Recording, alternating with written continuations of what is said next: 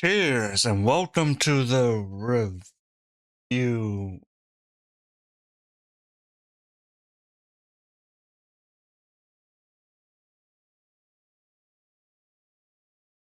What the f?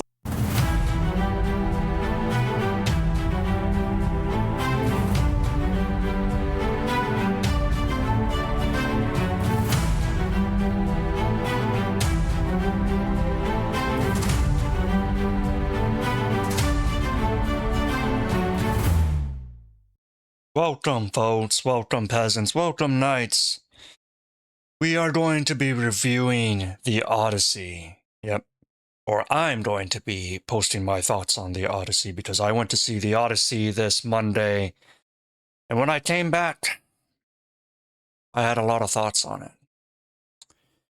Yes, I did have a lot of thoughts on the Odyssey. I actually spent most of the night tossing and turning because the thoughts just wouldn't go away. Because it played my mind. Both the good, the bad, and the downright ugly. Yep. So, when we first heard about the Odyssey, I think I, along with many others, was very interested in seeing the Odyssey. Because it was finally a movie that we could, or at least I could, sink my teeth into. And I think most of the media agreed. And then as news came out, the casting, the actors, the actresses that were chosen, our interest slowly diminished, especially once we heard who was playing Helen of Troy.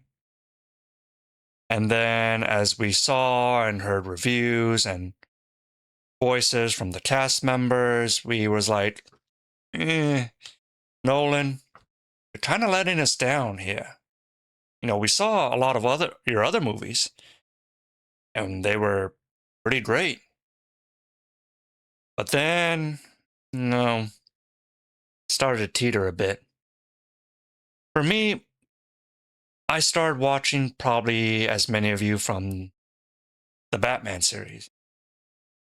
Batman Begins, Dark Knight Rises. Loved them. And I loved them. And what he said about Heath Ledger playing the Joker was true. But I don't think you can attribute that to this movie nowadays. This movie, I was going to see no matter what. Regardless if it was good or whether it's bad, I wanted to give an honest opinion after seeing the movie for myself. And what I can say is, it's average. It's just very average. So how shall I describe my thoughts on the Odyssey? Well, I think the word I am most focused on is believability, accuracy. What am I seeing that makes me immersed? What is believable in these movies that will make me think, oh, I'm actually watching the Odyssey? And when I think about it, I make comparisons to the movie Troy from 2004 with Brad Pitt. And even though that movie from that time period had a lot of issues itself, I find it is more believable than the Odyssey today. I can go back and watch that movie pretty much any time and still enjoy myself. The Odyssey is a movie that I probably would enjoy once, maybe twice, and then that's about it. This is going to be the meat and potatoes portion of the video, so, of course, spoilers warning. If you don't wish to be spoiled, you can just click off the channel right now. So, before you leave, if you do happen to watch this video and you like what you see, leave a like, subscribe to my channel, give a thumbs up, ring the bell for notification. So, when I go into the casting is very much all over the place with the Odyssey. You know, I looked at Tom Holland. Tom Holland plays Telemachus.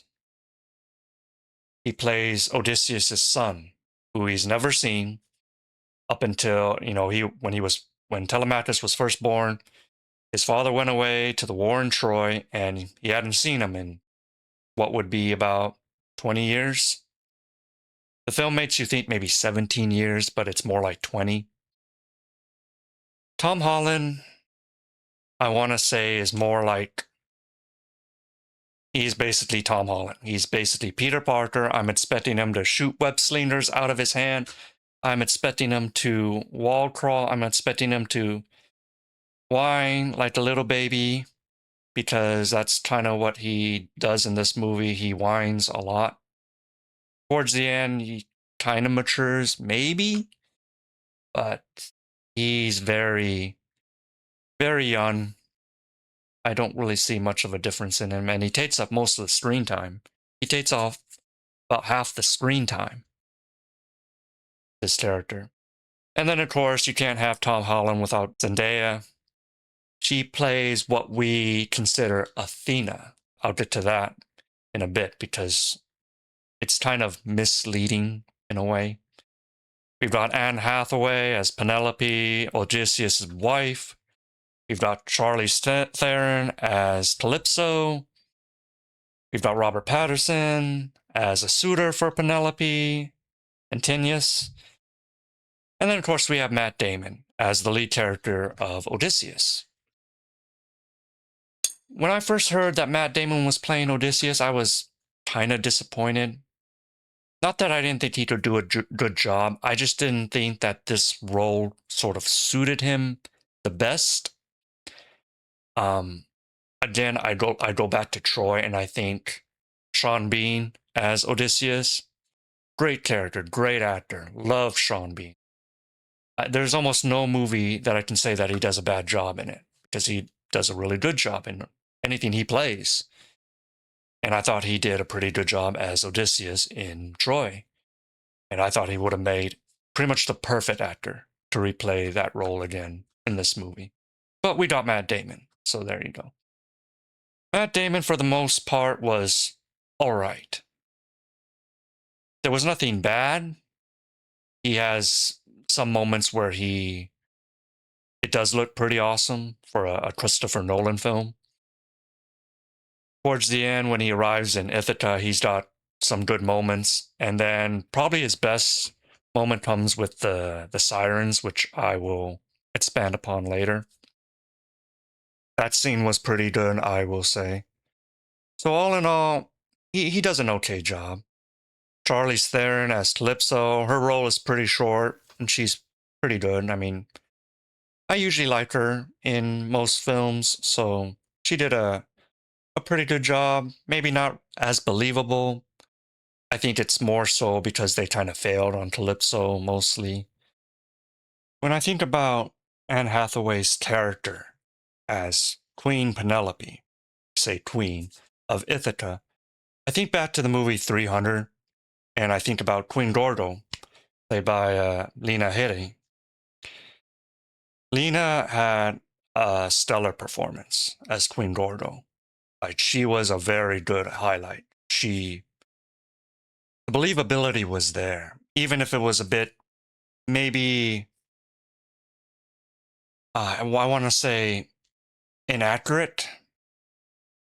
I doubt she would have said the things that she said in front of the council and when she stabbed, the traitor. But it was just a phenomenal scene. And I always think, compare to other Greek movies that I've seen, because I'm a big Greek fanatic. I love Greek mythology. I love anything Greek. God of War. I play God of War. So I'm always doing these comparisons back and forth. So Anne Hathaway's character had moments of believability, but they were few and far between. She was mostly passive. She was passive throughout the entire movie up until the end. So make of that what you will. Still, there were worse characters. And then, of course, we get into the bad ones. For the most part, you had basically every race under the sun with Odysseus sailing his ships. You had an American, you had Asians, you had Indian people, especially playing a prominent role. Yes. Nah, not the Native American kind, the other kind. Such as playing Eurylochus. And, oh boy, the biggest one on the plate. Lupita Nyong'o playing Helen of Troy. Let me tell you, folks, this Helen of Troy ain't launching 1,000 ships. No, no. Maybe steal 1,000, but this woman ain't cutting it. And then she has her twin sister, Clytemnestra, who is Agamemnon's wife, who apparently killed Agamemnon, which I'll get into later. And then we got a whole mishmash. We got stupid fucking Travis Scott. Wasn't bad enough that he ruined WrestleMania, now he has to ruin the Odyssey too. When he first showed up on the screen, I was like, Fiend! Fiend! Fiend! That's all I kept thinking of.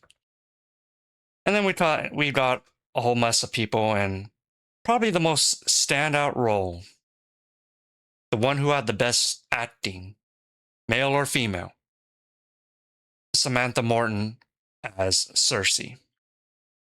She was the standout role. Her spot wasn't very big. It was probably about, I want to say 20 to 30 minutes on screen, maybe less than that.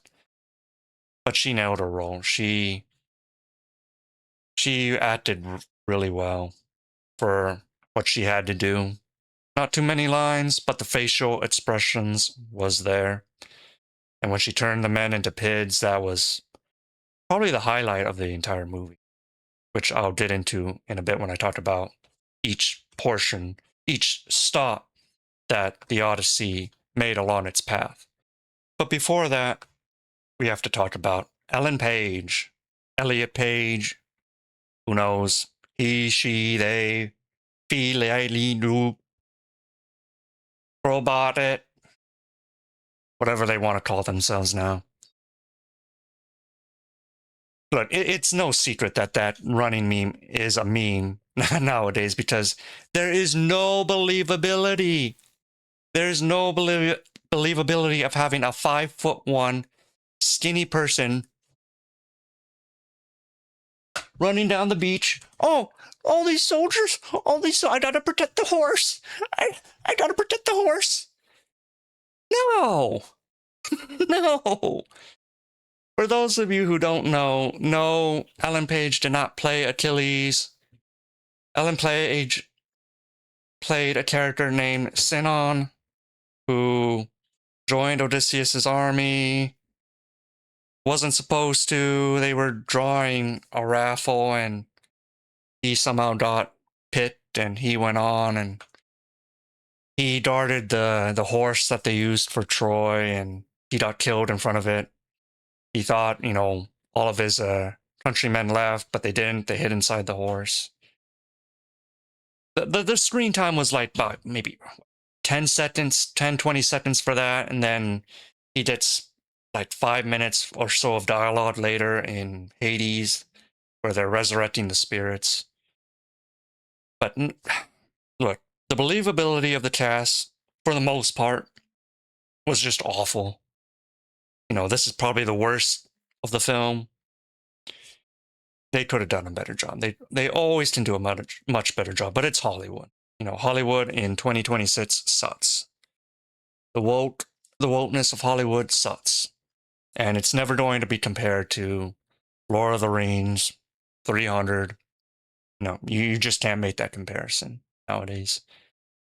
But let's get on with the actual Odyssey itself. So when we first heard about the Odyssey, we were all skeptical. Not because of the casting or what they would do, it's because the amount of story in the Odyssey.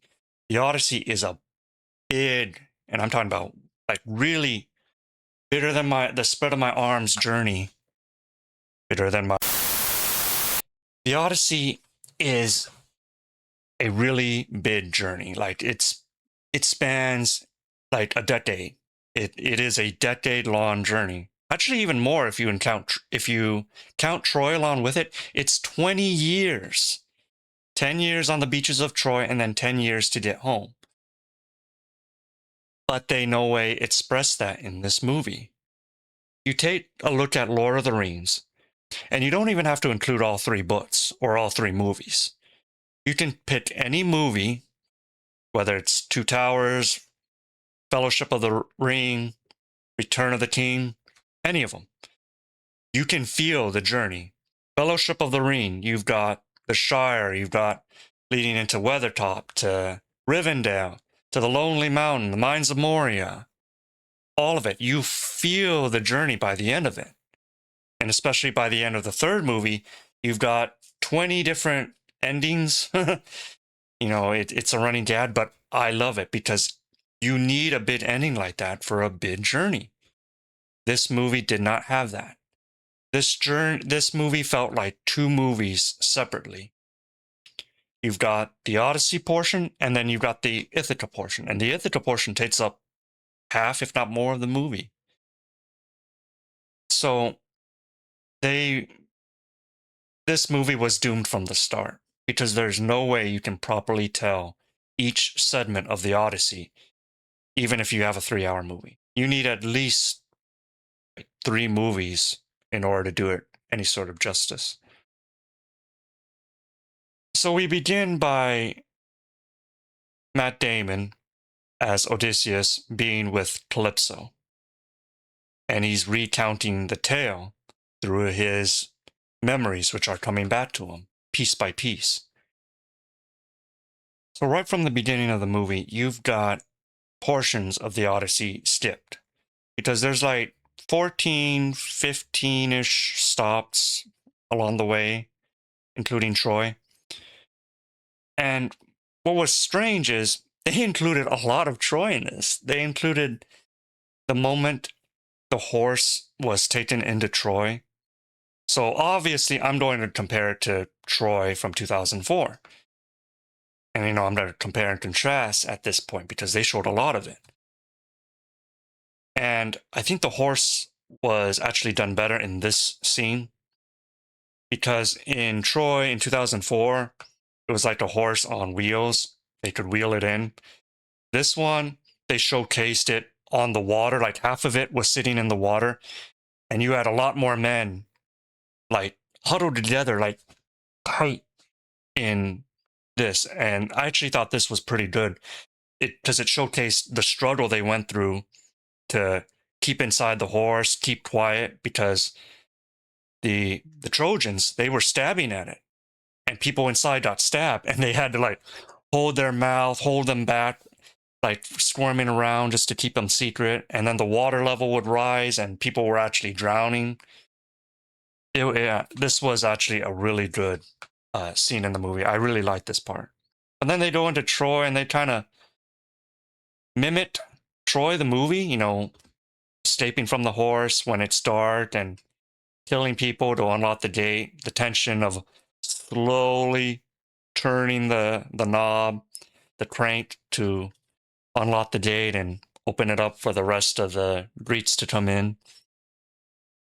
And I was like, God, we only have 3 hours and you're wasting time, this much time in Troy, which I'll get to. I'll explain the meaning of it. But then they go to the sea people and they massacre the sea people. They they don't skip the Lotus Eater section. They kind of combine the Lotus Eater section with Calypso. And instead of the people eating the flowers and they not wanting to go home, they combined that with Calypso and Calypso feeding the lotus flowers to Odysseus to get him to stay, to wipe out his memory, instead of, her natural charm keeping him around for 7 years. So they skipped the Lotus Eater section, combined it with Calypso, and they skipped where Odysseus leaves Calypso and winds up shipwrecked. Well, not shipwrecked, but he He doesn't get to Ithaca right away after Calypso. He has one stop, Styria, I think, and he retells his tale from that instead of retelling it to Calypso like he did in the movie, and then he goes to Ithaca. So after the Lotus Eater section, they pretty much nail each stop along the way. First stop being the Cyclops. The Cyclops portion, I want to say, was good. Right when they get into the cave and the Cyclops comes in, closes the door, this was really good. It's very dark. You just have the campfire scene and you see the Cyclops' arm just reach out, grab one of the men, eats him, tosses him away. I want to say the Cyclops did not look good, though. You know, he was naked, but I don't know, the CGI or AI, whatever they used, wasn't really all that good for the Cyclops. I've seen better decades ago. But it kind of differs because in the book, Odysseus kind of gives him a false name, Nobody. He calls himself Nobody. And then he blinds him, and the Cyclops gets angry and says, "Oh, nobody blinded me," to the rest of his Cyclops family. And then Odysseus kind of mocks him as he's making his stay, saying, "I, Odysseus, I am Odysseus," you know, as he's leaving on his ship. Instead, he just kind of shoots him with a bow, kind of adding insult to injury. And the Cyclops, Polyphemus, which is the son of Poseidon, asks his dad to curse him. In the book, he asks to curse him after Odysseus stupidly gives him his name. But in this movie, he kind of curses him right when they blind him with a hot fire. They basically light a wooden log on fire and jam it into his eye. And that's when he curses him, or asks Poseidon to curse him on sea. Because of that, they get cursed, and they wind up in the land of giants, which is Astrodonians. I think that's what it's called. It's the land of giants. I hated this. This wasn't the worst of it, but I hated how they chose to showcase the giants. In the books, they were depicted as primal people, like wearing just loincloths, big straggly beards, pretty big, and they would basically toss boulders. Odysseus in the books loses most of his crew because of this. I think it's a short book, but he loses most of his crew. He sets out from Troy with 12 ships, and he loses only like 6 or so people. But when he gets to the land of giants, he loses 11 of his ships. 11 out of 12. The only reason Odysseus makes it out is because his ship was hidden away in a cove. So the giants basically, they decimated Odysseus' crew. But in the books, you know, they're tossing big rocks, they're cannibalistic giants, just like, you know, the Cyclops. But in the movie, they're depicted very differently. And I suspect it's because they didn't want to repeat, you know, they just had the Cyclops. These men are just going to look the same, they eat people. But I think there was a giant misfire for the giants because how they were depicted in the film, which you can see by the pictures I'm posting, they are slightly like maybe 8-9 foot tall people. Not big. They still tower over them, but they're nothing like in the book. And they're wearing like medieval armor, like this futuristic silvery armor, giant swords. I'm like, am I watching a King Arthur movie or am I watching the Odyssey? Like what the fuck am I watching here? And I'm going here. I'm like, these are the giants. These are supposed to be the giants.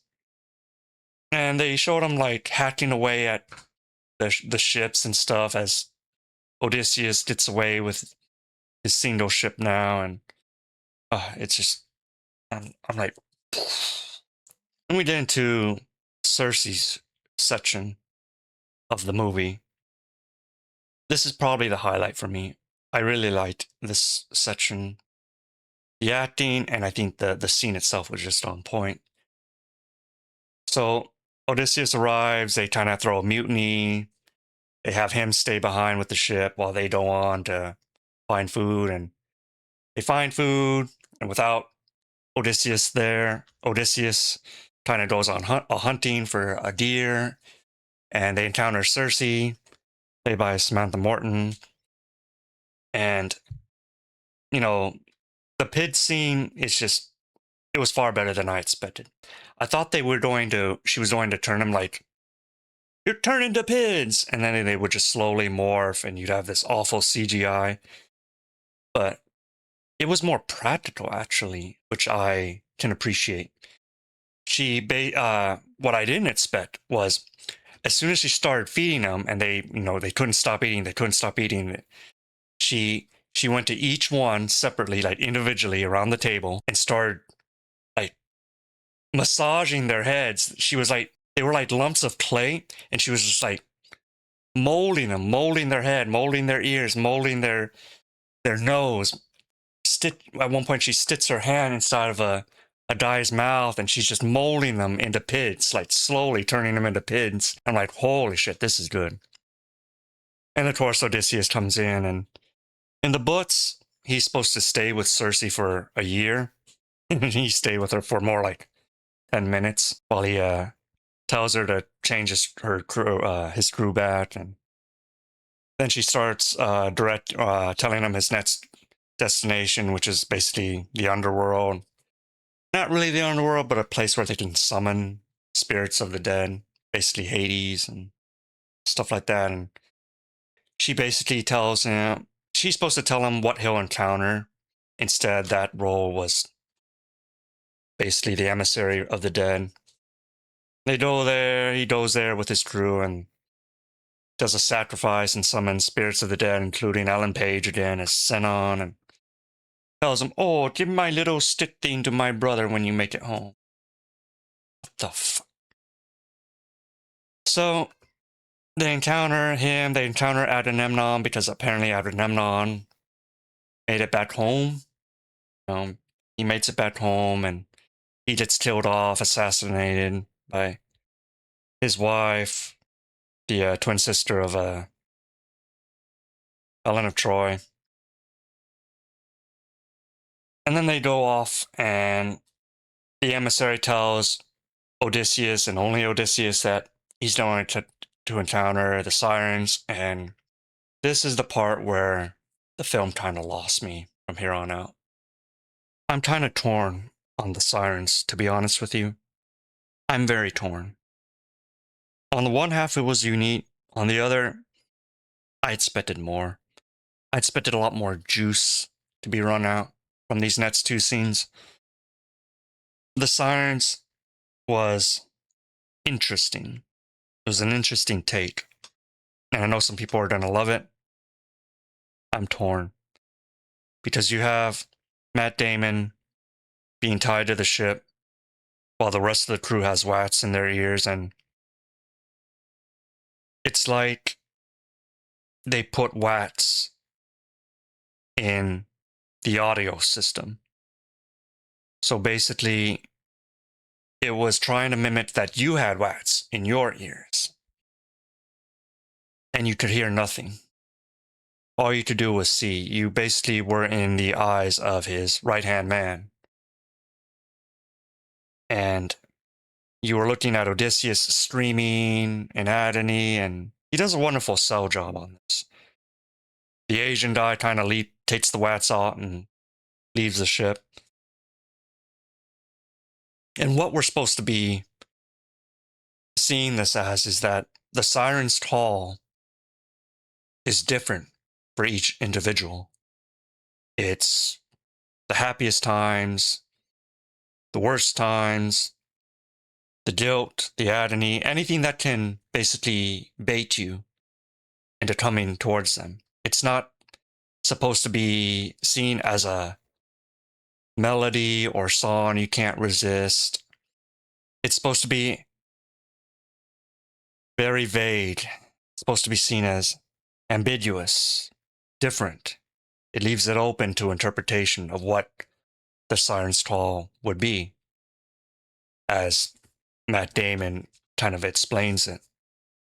So you never really get a sense of it. And then all you see in the distance is rots, and you might see 2, 3 kind of shadowy women kind of moving in the distance.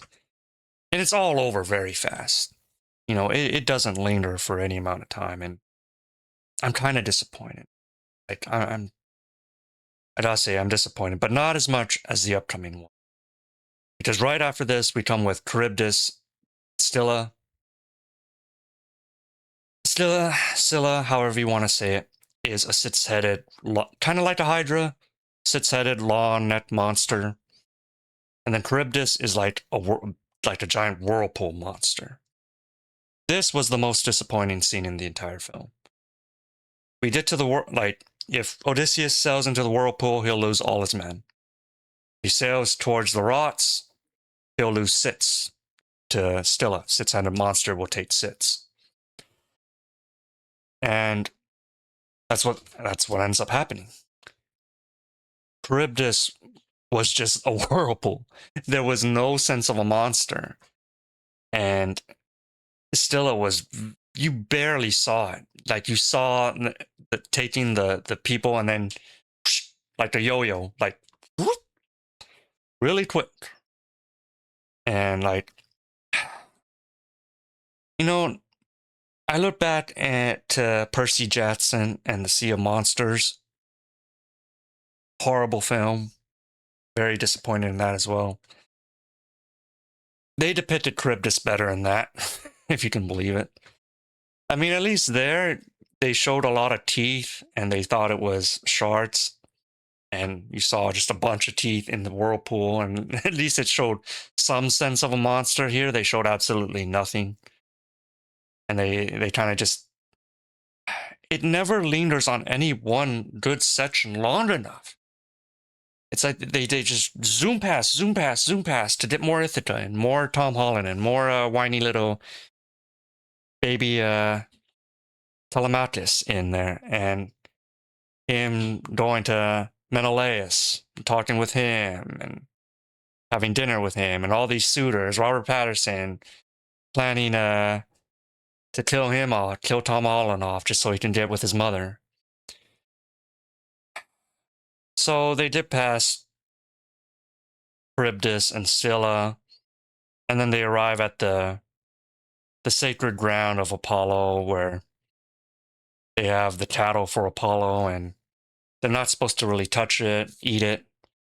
They want to stop there for rest, a respite, get some food.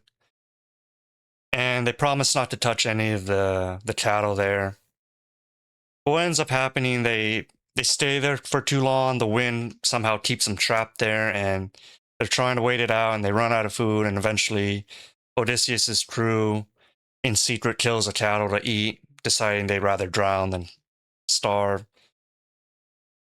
And then right after they eat, the wind changes and they can set off, and Apollo asks, at least in the book, Apollo asks Zeus to curse them, and it's a bit thunderstorm, and basically Odysseus loses all his men. They all die except him, and he winds up washed up with Calypso.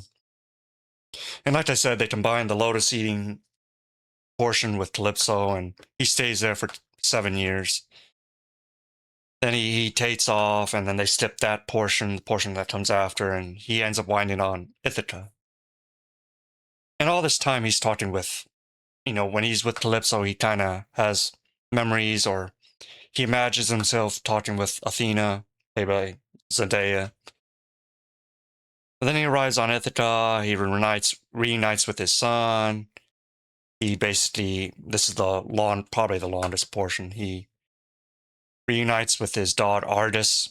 Ardis was barely a puppy when he left, and now he's like a 20-year-old dog, can't move on its own. And the second Odysseus returns home and finds his dog, probably one of the best scenes in the film, 3-hour film. One of the most touching ones. He pets his dog, and dog lifts his tail up, And then it falls, signaling that the dog finally could die now that he saw his master return.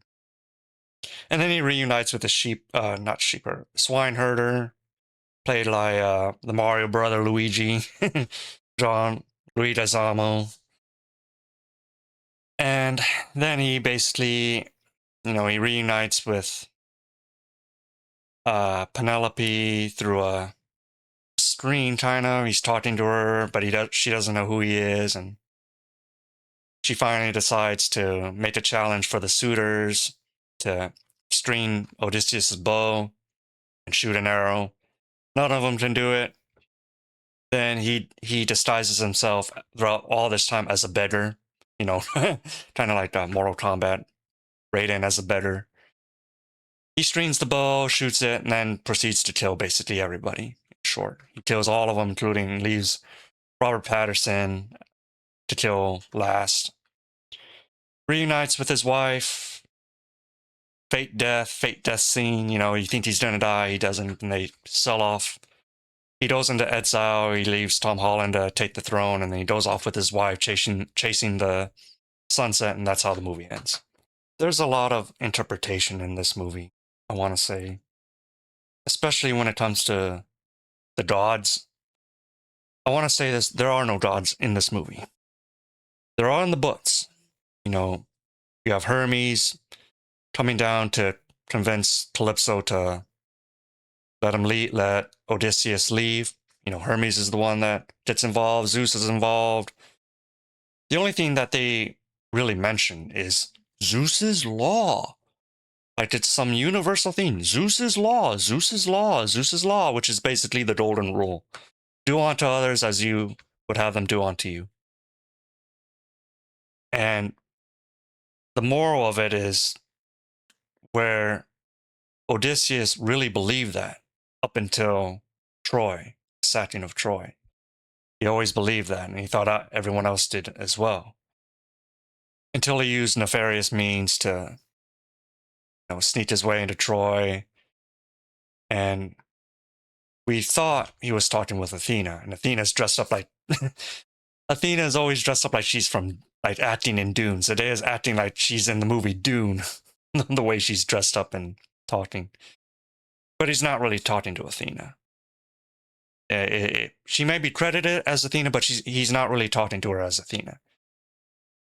In Troy, as he's sacking the city, they encounter a priestess of Athena, played by Zendaya. And then as she's getting her head cut off, he cuts off the statue of Athena's head at the same time. And the guilt he felt throughout all of that, as he carried throughout his 10-year journey, it sort of manifested as Athena. This priestess manifested in his memories, or kind of like a hallucination that he's reaching out to, talking to, and she's not really there. So it's kind of like his guilt manifesting as Athena. And this movie is kind of like that. It's trying to tell you that the Odyssey isn't really just a journey physically. It's a journey of the soul. It's a journey of the mind. And Odysseus felt like he himself kind of died back in Troy. And the man he came back as was never the same. That's why he couldn't really bring himself to reveal himself at first, because he felt like he didn't deserve to. And it's just really telling that this movie was almost like two different movies in one, stitched together. The pacing is off. The pacing is way off. Each spot just, like we thought, just didn't have legs. It didn't have the juice. It didn't have any meat. It's fucking dry. And when I think about it more and more, it's like, God, I wish somebody else would have took the reins of this movie. I want like a Peter Jackson, Lord of the Rings, not the Hobbit style, a Lord of the Rings style. I think, we saw all the memes of Ellen Page as Sinon, doing the run, and we hear, the ending to Transformers, and I'm thinking, you know, I would have enjoyed Michael Bay directing this more. Because at least I would have gotten action. I would have got some juice out of these scenes. It wouldn't have been as deep. But not that this was any deep whatsoever. And then at least I would have been entertained. I would have loved to see the monsters a bit more. Charybdis, the sirens. Probably would have enjoyed the Cyclops more. Maybe the Giants, I don't know. It's tough to say. All in all, this movie was...